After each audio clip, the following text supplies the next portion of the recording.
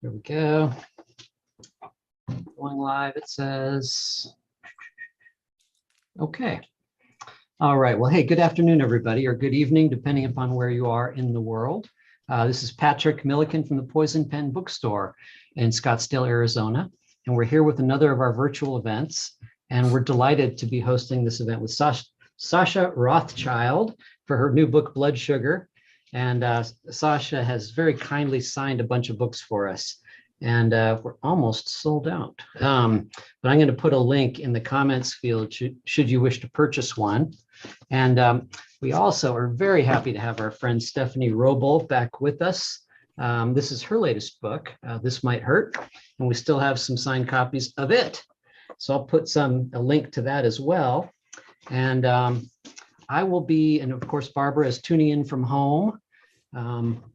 And I will be monitoring the comments field. So should you have questions for Sascha or Stephanie, go ahead and just put them in. And Barbara usually summons me back on screen towards the end of the hour, and I'd be happy to forward along any of those questions you might have. So Barbara, over to you. Thank you very much. The echo in the background is my puppy who does not like having the door closed. So maybe a little extra soundtrack that we have. I'd like to say that Blood Sugar is a really fascinating debut novel with a great premise, which they'll be exploring. It's our April 1st mystery book of the month, which is why so many copies have been sold, but we actually still have some if you want to buy it. And I think this is a very dramatic cover. So Sascha, how much input did you have into it? Do you like it? I love the cover. There was a lot of back and forth with this cover about what image we wanted to put out into the world. And it was a bunch of things we sort of liked. And then this came to all of us and we were like, this is the one. It's so Miami. It's so colorful. It was perfect. I'm very happy. So Miami, boy, that's a real right. I do think it conveys that feeling very strongly. Is this a story that you feel could only take place in Miami? I think this story could take place in other cities, but I very much used my childhood in Miami to give it a real grounded backdrop with some very specific locations and specific feel of place and time. Well, people who read crime fiction know that Miami is notoriously weird. It just is. We have Carl Hyacin and yes. Tim Dorsey, not in Miami, but in Florida. Florida, there anything could happen there is sort of the feeling. Well, I'm looking forward to seeing whether your governor or the mouse is actually going to win. In real life, there is some exotic and possibly crime stuff happening in Florida. But anyway, Stephanie is because this is her second book, so she's only one step away from being a debut novelist. So Stephanie is armed with penetrating questions. I'm going to sit back with my colorful glass and drink a little salute to you for publication and see what you guys want to talk about. So Stephanie, over to you. Thanks, Barbara. First of all, congratulations, Sascha, on your debut. I think it just came out yesterday, right? Yesterday, yes. Thank you. Whirlwind. I'll start with a really easy question. For anyone who doesn't know yet, can you tell us a little bit what the book is about? The book is about, I will tell you what is on the cover, so it's not a spoiler. She's accused of 4 murders. She's only guilty of 3. The book is about a woman whose husband dies and the police think that she might have killed him. And she maybe did or maybe didn't, but what she has done is killed 3 other people in her past. And now these skeletons are coming out of the woodwork and she's going to possibly get in trouble for something she didn't do instead of the things she did do. And so what was your inspiration for writing the book? Why did you want to tell Ruby's story? There was a few different things inspired me. Way back in college when I read Crime and Punishment, I remember sort of wishing that he could just not feel guilty, be with the woman, be happy, and just move on with his life. And I knew that was the wrong takeaway. Because the whole point of Crime and Punishment was through guilt, you find your humanity. But that sat with me a while. And I think a lot about guilt. And I think it's a really fascinating topic. So cut to many years later, my husband is a type 1 diabetic in real life. And he sometimes has a low blood sugar at night, and he has a continuous glucose monitor that beeps very loudly to wake him up. And this is serious because if he doesn't wake up and he doesn't have sugar, he could die. And it's called dead in bed. It's a real thing. So a few years ago, his glucose monitor was going off. I woke up, I woke him up. He ate sugar. He was fine. He went right back to sleep. I couldn't go back to sleep. And my writer brain started thinking, what if this and what if that? And I started thinking, what if he died? That's very sad. But now I'm going to move on to plot and fantasy. And I thought, what if the police show up and think I killed him? Because the spouse is always the first suspect. Mm-hmm. Then I thought, wait a minute, what if I had killed somebody, gotten away with it? Now I'm being accused of a murder I didn't commit. And at 3 a.m, I thought, this is a plot for a novel. And I grabbed my phone and I put it in the notes and I fell asleep. And the next morning I looked at my notes and I started writing. And I sort of combined the feeling of the crime and punishment of just wishing somebody could do bad things and not feel bad about it. Yeah, I had the honor of reading an early copy of this book, and it is absolutely phenomenal. I just tore right through it. And I'm curious, when you, like, how did Ruby arrive on the page in terms of, did you always know she would be an unreliable, and we could say at times, maybe to some people, slightly unlikable character? I get this question all the time with the stuff that I write. So I'm curious for you, was that very intentional on your part, or was it more the situation required you to write this unreliable, maybe unlikable character? What I want Ruby to elicit is a reaction, and I want people to either love her and relate to her and think I could be her, I could be friends with her, or absolutely despise her. I want her to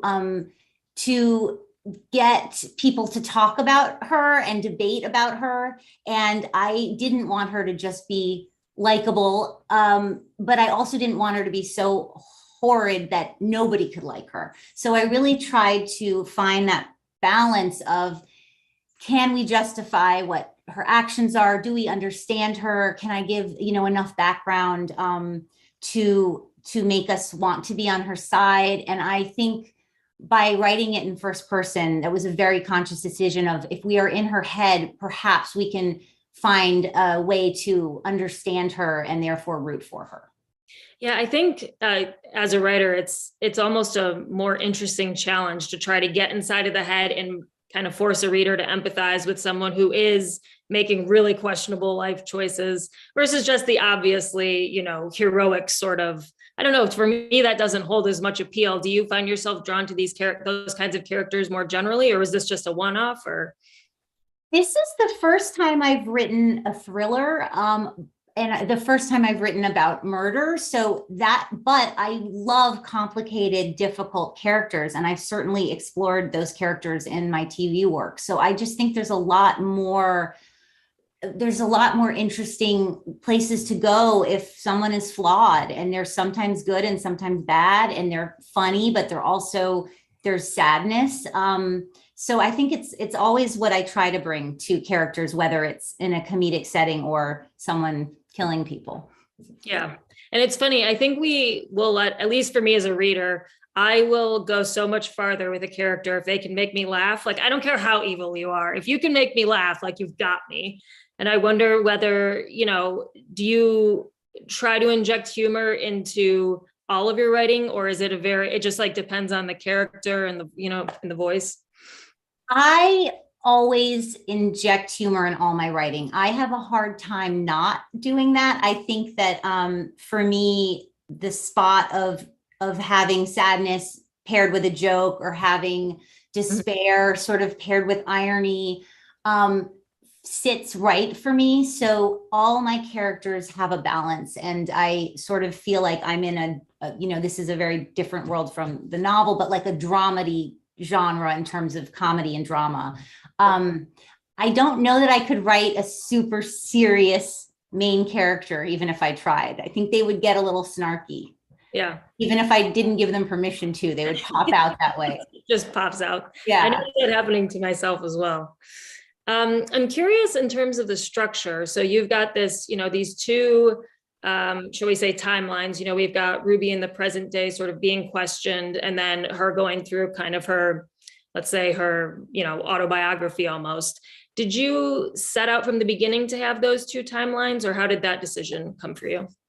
Well, so the first draft I wrote was very linear. I started with her as a 5-year-old girl, and I always knew I wanted to start with her as a child. And in the very first chapter, this is not spoiling anything, she murders somebody and she's 5 years old, and we start there. And I wanted to start there because I think as a child, when you make certain decisions, there's a little more leeway to understand those decisions and to forgive those decisions. And I thought if I started her out as a murderer as an adult, that's a very different story. So when I first wrote a draft, it was incredibly, you know, she's 5 years old, she's 12 years old, she's 16, she's 21, now she's 30, and she's in this interrogation room. But what I realized was it was slowing down a lot of the cliffhangers and a lot of the tension. And also it was difficult to explain to the reader that this was a grown-up voice the entire time. If I started and went, so I realized if I start at 5 and jump to 30, then the reader understands this is a 30-year-old woman talking to us about her past. That's interesting. Yeah, I never really thought about, you know, there a lot of times you think about sort of the character's age while something's happening versus the time narrated. That's actually something that I'm thinking about right now. And it's interesting, you know, if you portray sort of a 5-year-old from a 5-year-old's point of view, of course, the voice has to be much different than a 30-year-old remembering sort of what that 5-year-old went through. Yes. So I guess, yeah, that helps you out with the kind of the cohesion of keeping that, I guess, uniform voice throughout. And I think it's certain for this, I wanted Ruby to be incredibly self-aware, and she is a therapist. She is someone who certainly has flaws, but she thinks aware of what those flaws are. And so I think her looking back on her childhood is a very specific character trait for her because she thinks she's got it all figured out. Something else that really struck me about the book was, especially in the first half, and maybe more so in the, you know, going through the sort of backstory or flashbacks, whatever you want to call them, a lot of it's written in summary versus in scene. And I'm curious, you know, you mentioned your screenwriting career, like that necessitates being written in scene, you know, it's literally happening in the present, dialogue, whatever. And I was curious if this kind of veering towards summary for that part of the book was intentional, like you wanted to do something different than you had in the past, or if that's just naturally how it came out. How conscious of a decision was that? I think that's naturally how it came out because I sort of thought of the past timeline as a sheen of memories that Ruby's having. And then when we are in the present, in the police station and on, there's more of an immediacy to what's happening. So I think that's what I was thinking, but I didn't consciously do that. Yeah. Right. And speaking of your, you know, your screenwriting career, sounds like it's been very successful, you know, the Babysitters Club, Glow, like all these amazing writing credits. What made you decide to switch and write a novel? Has this been a longstanding dream? Is this just something recent? Is this your first book that you've written? I wrote a memoir many years ago, a comedic memoir about my first, about a starter marriage called How to Get Divorced by 30. And I really enjoyed that process of writing that book. I enjoyed being alone and having one editor. And it's such a different process than obviously TV writing. There's a writer's room and there's a lot of people involved. And I thought that writing a novel would be an incredible thing to do at some point in my life. And then when I had this idea in the middle of the night, I thought, this is it. This is a moment where I can write this and I can write a complicated character and have the space to make her not likable, to make her sort of controversial. And I think that a novel is the right format for Ruby. And Ruby sort of came to me first. And then I was like, this is the novel rather than this is a movie or this is a series. Yeah. I mean, Ruby's interiority alone, just really getting inside that character's head is something that the novel lends itself so well to. Whereas, obviously in TV or film can't do that quite so deeply, I guess. Did you find yourself, now that you've been through the process of both, do you have a preference for one or the other? I don't. I really enjoy. I enjoy. My editor at Putnam was amazing and really brought out the best in me. So that relationship was incredible, and I really enjoyed that one-on-one work. But I also enjoy the camaraderie of a writer's room and the speed in which television production happens. So I think I am someone that very much would like to write another novel, but also continue working in television. And so how do you juggle those two things simultaneously? Like, can you work on a novel and a screen, or, on a TV writer's room at the same time? I'm asking this for selfish reasons because I have also always wanted to write for TV and film. So as I go into it, I'm like, God, how do people do both? I'm not sure how it happened. I think with TV shows, there's often a hiatus in between seasons, or there's a little bit of a break in between jobs, in between shows. So with Blood Sugar, I definitely took the time. If I had a few weeks in between shows or even a few months, that was when I really honed in on writing the novel. And then once I had a real draft under my belt, it was possible for me to sort of nights and weekends get an hour or two to work on it. But I did need some separate time to get the first draft out, separate from being in a writer's room and being on set, 14 hours a day and having certain characters in your head and then switching to other characters. Yeah. That's something that I've only recently started trying. And it is a bit of a challenge, when it's draft 2 on one thing and the first draft of another, but I find when you're at different stages, if you're researching one and writing one, that's a lot easier than trying to do both at the same time is very mentally draining. And I start having dreams where all my characters are meeting each other and they're all showing up and I'm very confused. I don't know if that's happened to you yet, but it's when you have too many characters in your head. It hasn't, I almost never dream about the stuff that I'm writing. But I will say, I think about it pretty obsessively, even when I'm not working on it, lying in bed, I'm trying to work out the answers to whatever problems I can't figure out. And a lot of times lying in bed, trying to fall asleep is when solutions come to me, annoyingly. But yeah, the doing things simultaneously, it's like my brain is trying to pull in both directions at once. So yeah, it's interesting. I think, the novel just has, I would imagine, I haven't worked in a TV writer's room, but I would imagine that the process for the novel is just so much longer than, working on TV or film productions, which would be maybe 3 or 4 months. Yeah, a writer's room for the show that I'm running now, we had a 16-week writer's room where we wrote 10 scripts. And then after that, there's casting, and then there's about 3 months of filming, and then there's about 3 months of post. So the whole thing, if you're running the show, can take about a year, but it is a very different feeling than, this is long. Like, I realized how many words were in a novel. And I literally Googled how many words are in an average novel because I needed to know sort of what my target was. And I learned 80,000 is a really good, sort of first novel. And that's like 6 movies. That's a lot of words. So that was daunting to sort of think about in terms of writing half-hour television where the scripts are mostly dialogue. And yeah.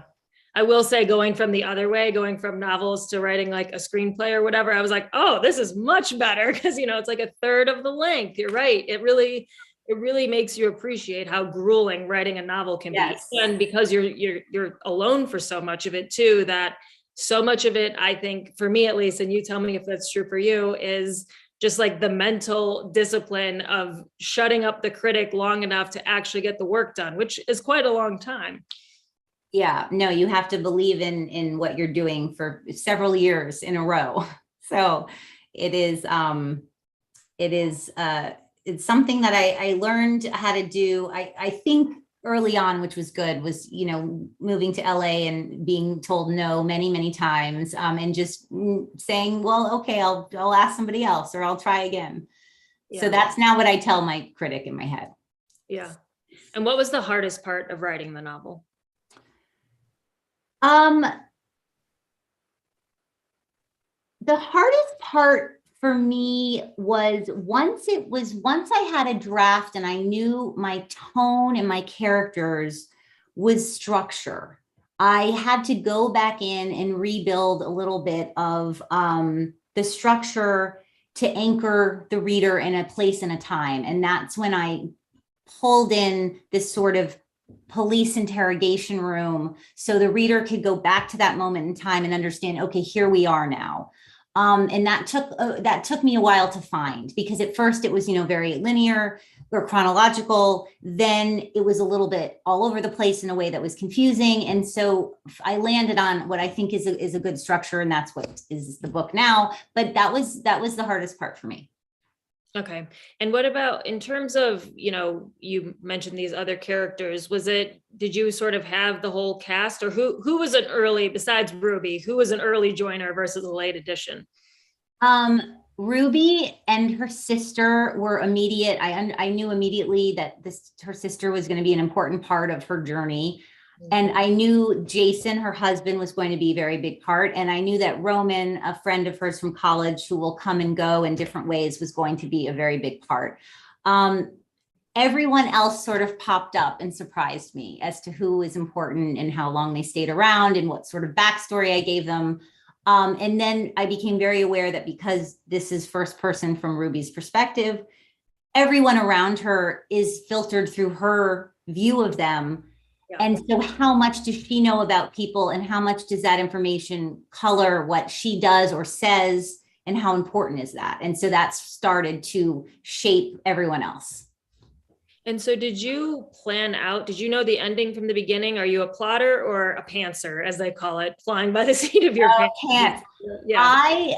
I knew the beginning, and I knew the sort of skeleton, and I knew the end. I just knew it. And then I pantsed it through all the middle and but now what, and what this, and so I think I sort of had I had like a skeleton of an outline, but really then let the, it sort of sounds cheesy, but I let her decide what we were going to do next. Yeah. I've always wanted to do that. The books that I'm working on my third now, and all three so far, I've always plotted them, and they end up changing a lot from one draft to the next, but it's like a security blanket where I'm like, well, I'm not just going to sit and look at a blank Word document with no idea what to do, because I have a plan. But I've always kind of envied writers who do just kind of sit down and they're like, well, what does the character want to do next? So I think I might actually try it. I'm very fearful, because I'm like, this feels like it would take so many drafts. Did it take you a lot of drafts? It does. So I am a writer who writes very quickly, and it's terrible. So I rewrite like 30 drafts, and each draft gets a little better and a little better, but I love to just get it out. It's bad. We call it a vomit draft in TV. I don't know if that's what is called in publishing, but you get out the draft, and then it exists, and then you can relax, and then you can make it better and better. So that's my process of always having many drafts. And for me with TV writing, you have to write what's called a story. Every episode, there's this very regimented process where you write a story area, which is 3 paragraphs about the A, B, and C story of that episode. Then you write an outline, which is incredibly detailed, scene by scene, and literally where every scene takes place, because this will be filmed and you need to know, is it a set? Is it a location? Then once you have the outline, you write the script. And so everything is so organized to the moment that for me to be able to just sit and feel my way through was very exciting, which is why I really enjoyed it, because it was so different than what I usually write. I would imagine too, just the feeling of you are sort of God of your universe. There's no kind of sticky fingers coming in trying to change things until you're editors. And I worked in advertising before writing, so I was a copywriter. So lots of input from creative directors, from the clients, whatever. And I found that in publishing, people are much softer with their criticism. I don't know if you've experienced that. Yes. But it was just like it came on a pillow almost, where it's like, well, whatever you think. And I was like, wait, I really get this much creative control? Like you're you're going to just let me do what I want. It was like revolutionary. It really is a different game. And I, I'm used to just getting notes and notes from the studio and the network, and you take the notes and you try and figure out the note behind the note and you do the notes. And with this, my editor was like, just bear with me. I have some major thoughts, and the major thoughts were not major at all. Yeah. I was like, oh, I can change that word. Like, so that was very enjoyable. Yeah, it was a delightful surprise when they're like, well, what do you want this to be? We just want this to be the best version of what you want. And I'm like, what I want? Yeah. Like, that was as a debut, that was a real shocker. I was like, oh, my opinion counts? Like, it's definitely just a writer. Yeah, exactly. There's definitely pros to being stuck in that room by yourself for all that time.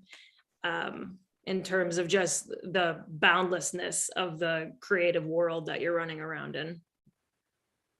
So Barbara touched on the cover, which I love too. You can tell by my covers, I love a colorful title, but I also really love the colorful cover, I meant to say, but I also really love the title. And I'm curious, was that your idea, your publishers, a combination? What were previous titles, if any? There were many titles before this. I played around with the Ruby Simon, the main character. She loves the color purple, and she writes with a purple pen, and she becomes known as the Purple Widow. And that color is sort of a theme for her life. And so for a while, the title of this book was Purple Widow, and it didn't quite seem right. And then it was just Widow, and that seemed wrong. And there's many, and I just couldn't quite get it. And then one day, months into the draft being done, I thought, oh my God, it's right in front of me. It's blood sugar, because it's literally, it's about this man who dies, who type 1 diabetes. And then it's also, there's murder, and there's blood, and then there's sugar, and there's salt. And I just couldn't believe that it took me a year to figure out that's the title. And then that was it. It was everybody's like, of course. I'm really embarrassed to admit I got through the entire book and didn't connect like the blood sugar and diabetes. I was thinking the second definition that you said with like the blood, and like that's like just felt so visceral to me. And I was like, ooh, I love this. And then it was only at the end that I was like, oh, duh, like I didn't even think of that. But yeah, it's sometimes those titles that seem so obvious in retrospect that you're like, oh, actually, this is perfect. Yeah, it was, I was excited. And I had already, I think I was sort of thought a lot about sensory, sort of trying to connect to senses for the reader, because, when you see an actor perform, you can see them sweating, or you can, see them smiling, obviously. But with a book, I wanted to try and pull out when the room was hot, or when something tasted bad. And so there's, a lot about sort of salt and sugar and heat and cold. And so that just really even brought it, like blood sugar just felt even better because of that as well. Yeah. And you mentioned actors. Is there any production news? Would you want to adapt it yourself, or are you totally sick of the story? What's your... No, I don't know what will happen. I think we're just starting to kind of talk about it. I think it'd be exciting to have some sort of adaptation. I don't know if I would do it. I think sometimes it's nice to get different eyes on something. But I would love to see it turned into something else, maybe. But then I think, it was only just came out yesterday, and I should just focus on the fact that, oh my God, I wrote a novel. Yeah. So my brain is like going to both places. When you write your characters, either for novels or for TV, do you have actors and actresses in mind? Sometimes for television, if it's a very specific role that I know I will cast, I absolutely write to a certain actor.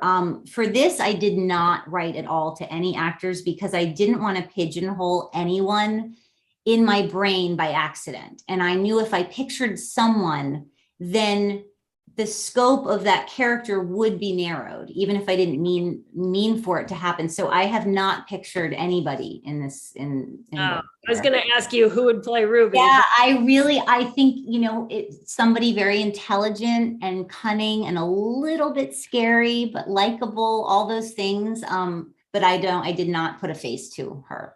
Yeah. Yeah, that makes sense. I mean, there's so many different ways that role could be cast, I think. Yeah. And Do you see it more as a movie, Sasha, than you do for long form television? I think it would be a wonderful mini series, sort of like a Big Little Lies or a Little Fires Everywhere. I mean, why not name one of those incredibly successful ones? But I also think I love the books You, and I love the series that Netflix does for You, and I think that there's some similarities in terms of tone with Ruby and Joe, and I think maybe it could live on season to season, but it could also be a movie. So I'm very open to what happens. And I so wanted to ask you about guilt.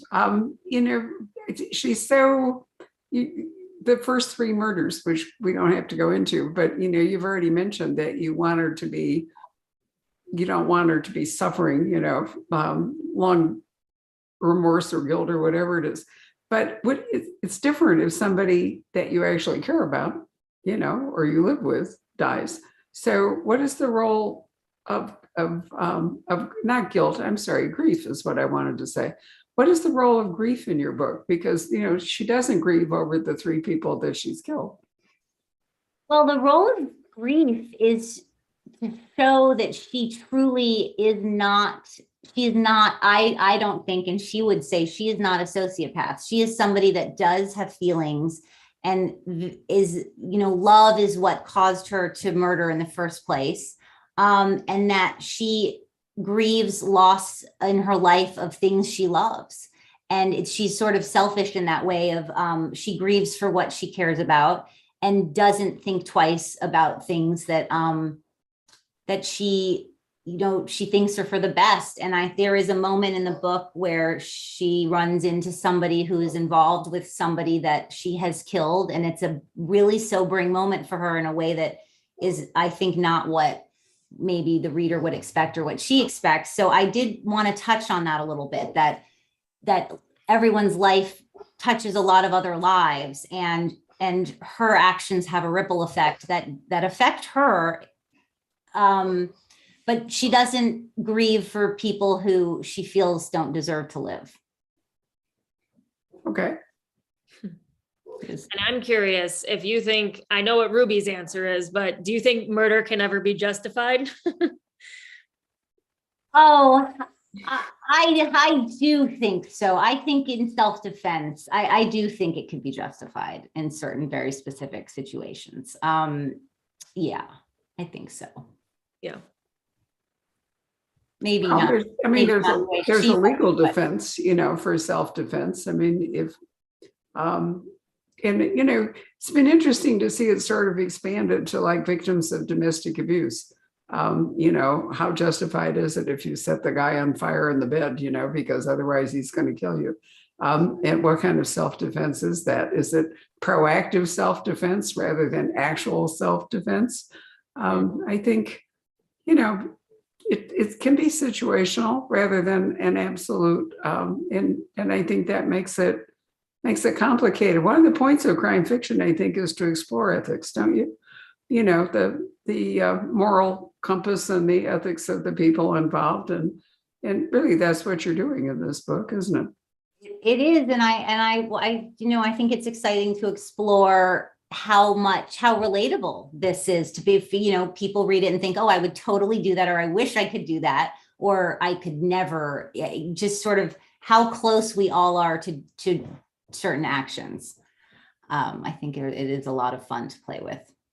It is. And, in a sort of wartime situation like we're in, do you really feel bad if you think, where's the oligarch who's going to take the bribe and, whatever it is, and find yourself rooting for somebody to be killed in the interest of maybe saving a lot more people?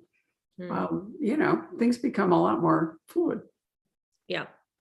Yeah, I think as human beings, we like to put things into boxes and make things very black and white, but the reality is life is so gray and so messy. And I think that's what's fun about fiction, is just to explore those things and sort of poke the reader and say, hey, this isn't as straightforward as you might want it to be.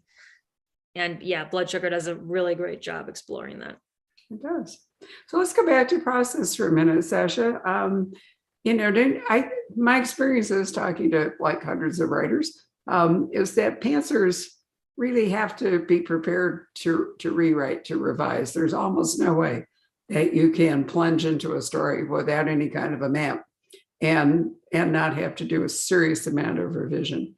As you say, getting the story down, just the structure, the plot down, and then revising it is certainly one way to go. Then we have, for example, Jeffrey Deaver, whose favorite statement to me ever made was that if they would allow him, he would hang by his heels on a trapeze over the press while it was running and continue to edit his book. But he is a maniacal outliner. So why does he feel the constant need to revision if in fact he has written a 180-page outline? It's fascinating how everybody's creative process is so different. Yeah, I think it really is. I have friends who labor over a first draft for months, and that first draft is really solid and could be turned into someone. And I write a first draft in 2 days, and it absolutely shouldn't be shown to anyone.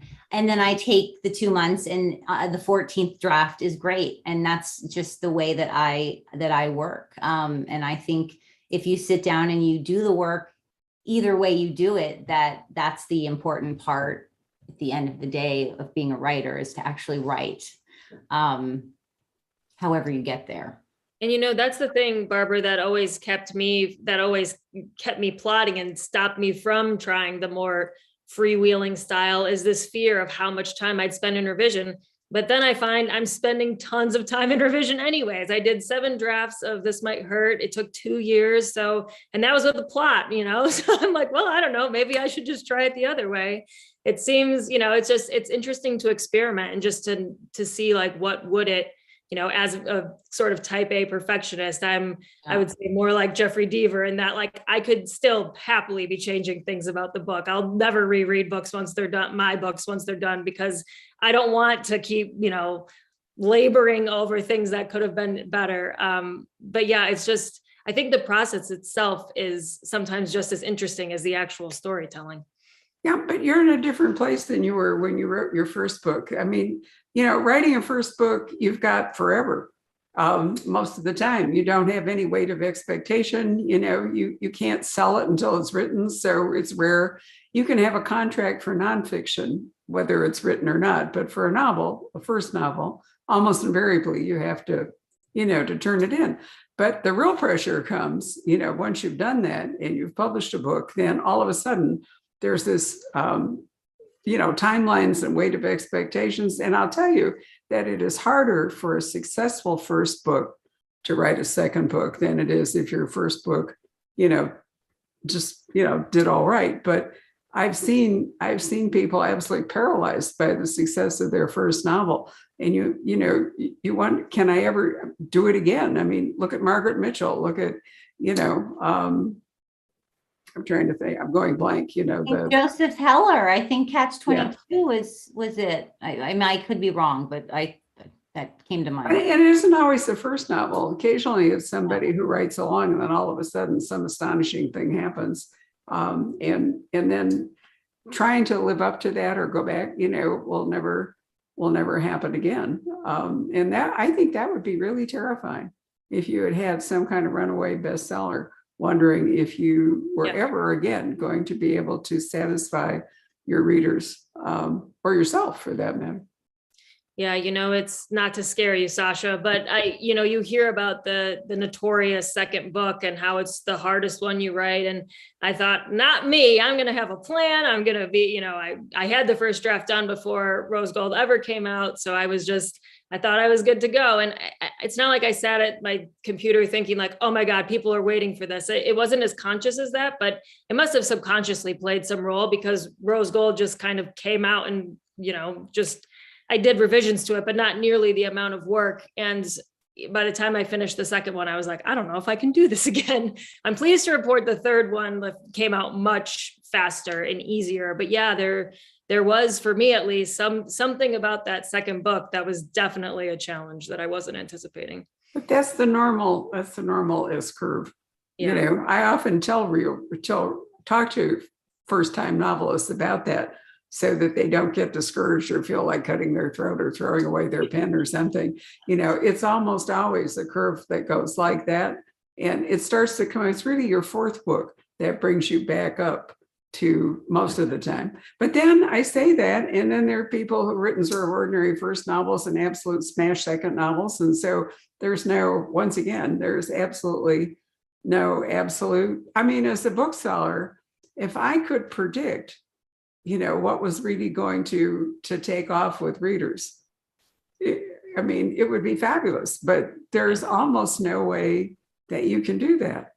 And we are frequently surprised, by what book really captures people as compared to what we might think is a better book or a more interesting book or a book we like better or whatever it might be that doesn't go anywhere. I mean, it's often a sort of it is a frustration not to be able to work out what people are going to glom onto. And then we get new stuff like TikTok. I mean, I still can't figure out TikTok. I have no idea why Colleen Hoover has, become this massive bestseller, because she's great on TikTok. And I keep thinking, but what about the book?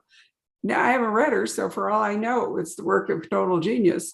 But that's almost irrelevant, because it's her personality or her pitch on TikTok that has caused these books to sell. That's really hard for me to keep up with. I mean, what do we do? Yeah. It's interesting too, from an author's perspective, the difficulty or ease of writing the book doesn't necessarily correlate to how it does either. It's just because it's labored longer or something flowed really quickly doesn't necessarily mean it's better or it sells better or whatever. The thing that I try to keep reminding myself is art is subjective. There's people give exactly contradictory, one person will say, I never saw the twist coming. Someone else will say, I saw the twist a mile away for the exact same piece of writing. So yeah, I think that's an ongoing struggle as a writer and an author to just kind of accept that the good with the bad and just recognize that there's not one right opinion. Well, that's true. But, marketing books has changed dramatically. I haven't had time to look at it, but Publishers Weekly has done some, their 150-year history.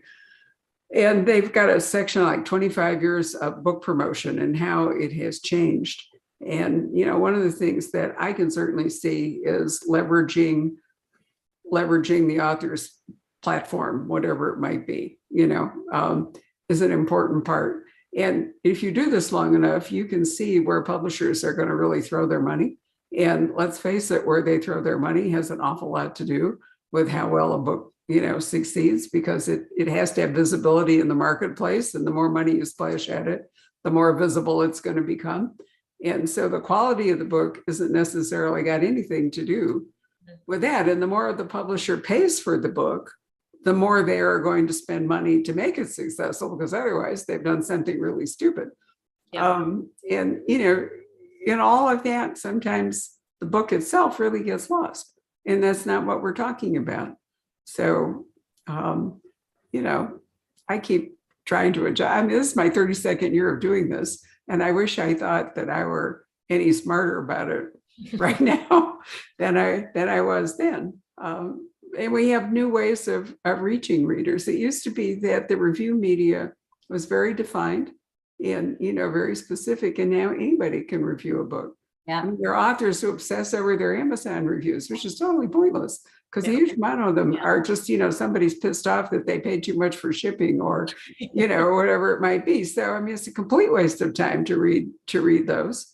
I stopped reading when my memoir came out. I got many lovely reviews, but I read them all. It was my first book and I wanted to torture myself. And there was one-star review that said that my memoir was too self-absorbed.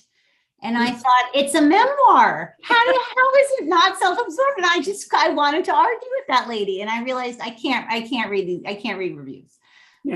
And the other rule is never engage with anybody like that, because once you do it, you're off down a rabbit hole from which you will never recover. But, there's, I think one of the fascinating things about books and publishing is that, it's just, I don't know it's so unpredictable. There's just really no way, to truly get your hands on it, even though there are certain signs that you can, do. For example, reading, how do I pick 12 books a year as our first mystery books of the month? Because the people who belong to this club, the deal is they have to take whatever I send them and they can't send it back. So how many people are going to sign up for a program like that, right? So they have to trust you. And there's so many considerations that you think about it. It's not just, is this a really great book? Is this a fascinating subject? Is it going to be too much like the other 3 books? But, is the author going to write another book? I mean, part of the reason to invest in a first book is that you hope the author is in fact going to write more books. Says Stephanie, and you were a first mystery book when your first book came out. And that was, although we got foiled with that because you couldn't get here to sign it. I'd forgotten about that. So we had to sort of, because that's a condition of doing this, is that the books have to be autographed. But, so you have to sort of look at the author and appraise what's going on there. And you have to think about the publisher's support and all. And somewhere in there, I like to think it always starts with, this is a book that spoke to me, that I loved the story, that it was well written, that it will capture other people. But you can't always get it all right. And I did sign with the very specific, precise V5 purple pen that Ruby Simon uses. So there's a little extra love in every book. Well, and we really do appreciate that. It has allowed us to survive the pandemic by doing what we always did. Actually, business went up 60% last year, which was due to one particular book to a great degree, but also I think reflects the idea that we must be doing this well enough for a lot of people to go along with it. And I think that's important for an author, to find your readers and then cultivate them. So there's a lot of pressure on you guys to do social media and other direct connection things. The downside of it is that you get to hear the bad stuff from them as well as the good stuff. So, Stephanie, what's it been like for you? You've been out now for 2 books. Have you found in general that the fan interaction has been pleasant? And has it even helped you, in point of fact, think about how you write your books? Yeah, it's definitely been mostly positive. I think most people because the stuff I'm getting tagged in would be like Instagram and Twitter, I guess. I'm not really active on TikTok. I made one TikTok at my publisher's request and I was like, okay, that feels like enough for me. So there's this, sort of unspoken, or maybe it's not really unspoken rule that, you can tag the author in the positive stuff. If you post negative stuff, just don't tag the author in it. I don't search for my name on any of these social platforms or Google or anything because I don't want to see it. So yeah, it's really nice to get tagged in, positive reviews that, reminds you why, not only why you're doing this, but also just, oh, this reader got it. They got what I was trying to do. And I think sometimes if you're just looking at blanket ratings, like on Amazon or Goodreads or whatever, you can get kind of discouraged. So it's definitely an ongoing battle for me. On my good days, I'm like, I'm proud of what I wrote. It doesn't matter what other people say. I've got my readers. I will continue to get them as I keep, publishing more books. But then, on my bad days, I'm like, every negative review is true. You're terrible. Who gave you a book deal in the first place? So yeah, it's touch and go. And usually it depends how long the book has been out. So like Rose Gold now, no matter what negative reviews someone might tag me in, it's been out long enough and there's been enough, positive talk about it that I feel really good about it. When I'm very close to my pub date with a new book, that's when I feel the most vulnerable about it. I'll bet. Sascha, do you feel like you're better armed for all that because you've got such a backlog of experience in a pretty brutal industry? I do think so. I think that Hollywood is really tough, and I have armor on about people that will hate things and be rude online and sort of come after you, and just feeling like I can separate myself from it and I don't get sucked into it. I think if you do, you can really lose your way. So I am very interested in reviews that are professional reviews. I'm interested in getting better and taking notes from my editor and learning, but I am not interested in sort of made to feel bad about myself from general angry people. Publishing a book is a very personal and very heroic effort. And I always wish that every author could feel nothing but joy in having accomplished it. So, I'm delighted that both of you have had such great receptions. Why don't we call Patrick up and see if there are any people who are about to puncture that statement watching this? No, everybody's, let's see. It's funny, there aren't really that many questions, except for Matt wants to know, Sascha, have you always been a dog person? There's a lot of animal love in Blood Sugar. And I was not always a dog person. I was a cat person growing up. I've always been a pet person, but I was a cat person. And then about the past 10 years have been a dog person. So I'm now a dog person, but I'm a equal cat dog person. Let's see.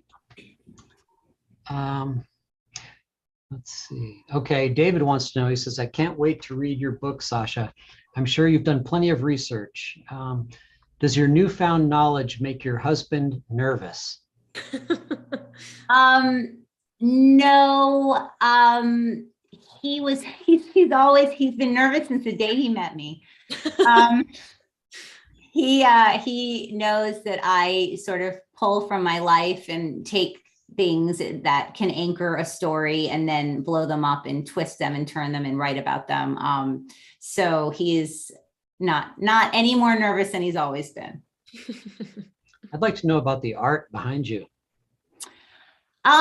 So I love cheesy mermaid fantasy art, and these two pieces are actually very personal. When I first moved to LA, my mother had this analogy that I was clinging to the cliffs of Moher, being smashed into the rocks and about to be dragged out to sea. And I was just hanging on by a thread. And every year in LA, when I would get a little more successful, I was climbing up the cliffs of Moher, and she would actually mark it and say, all right, you're halfway up, you slid back down a little, you're almost to the top, you can reach the top.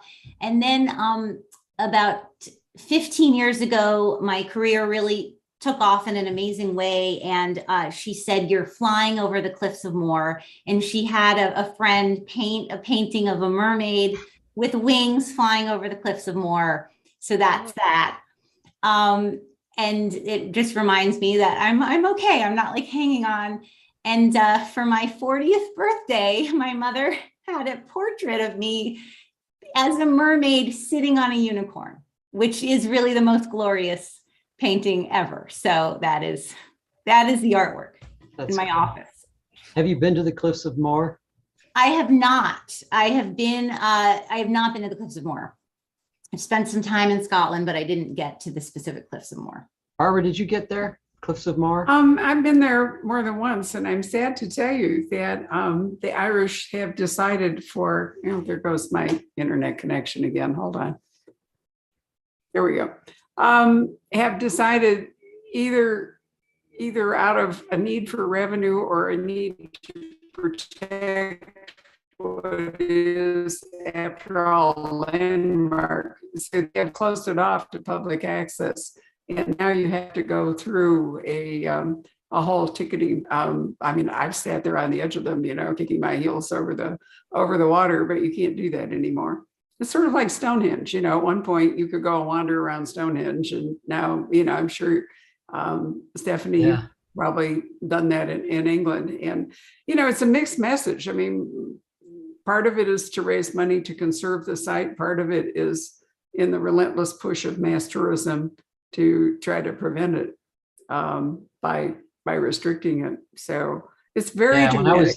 When I was there was no railing or anything, Right. people just walk right up to it. And Last time we terrifying. sailed by it, and it's very different if you're in the water looking up at them as opposed to being on land and walking over to them. They're much more dramatic from the sea than they are from the land side. Spectacular on top. Yeah, no, they really are. They're gorgeous. What a nice mom you have. Is your red hair is a actual Irish heritage?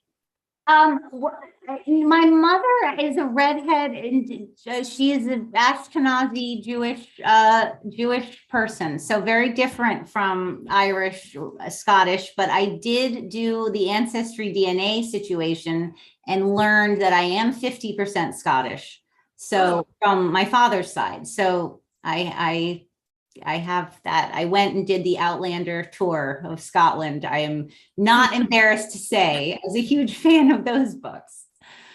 Wow, I'm happy to hear that, since we're the Outlander bookstore. I was, I did it. I touched the stones that they were, based on. Anyway, but yes, my mother, who might be listening to this right now, I'm not sure. She's very supportive in some great ways. I don't know that anyone has ever said she's nice, but she's great. No, I think that is a marvelous maternal act, both the paintings. So good for her. Anything else, Patrick? No, they're kind of a silent group tonight. Well, it happens sometimes in the early evening, but that's all right, because really what we've learned from doing all these Zooms is not the actual audience. It's all the the long tail that comes from it. It's really fascinating to watch how the views multiply and keep rising. And also there'll be a podcast that we'll be making from the soundtrack. So I'll send you all those links and you can promulgate them. Anyway, congratulations. Yesterday was a big day for you, and I hope you enjoy the rest of the week. Stephanie, so glad to see you again. Thanks for coming to do a live event for, where am I going? This Might Hurt. I hope that when the third one comes out, you'll be able to come back to the States. Are you zigzagging back and forth between? I'm moving back to the US this year. So it's just a process of slowly bringing stuff over. So yeah, I can definitely make it out to Arizona again when the next one comes out. Wonderful. Do you have a title, great. Stephanie? No, not yet. No? Just titled. I have a stand-in title that's just like the first word that comes to mind. And my publishers are always like, but what's the real title? And I'm like, I don't know. I need to write the book first. I need to know what it's about before I come up with the title. That's very good. A very good position to take. Anyway, it's been a real pleasure to meet you, Sascha. Thank you so much for joining us and signing the books. I'll remind you that we still have autographed copies of Blood Sugar, which, you might want to buy for the cover alone, but actually the contents are great. And we still have copies of This Might Hurt, Stephanie's second novel, which is remarkable. Rose Gold was truly kind of a landmark book. So it was great to be able to talk to her for both of them. Anyway, thanks very much. Enjoy the rest of your evening, everyone. Thank you, Stephanie. Congratulations, Sascha. Everybody, thank you. Bye, guys. Good night.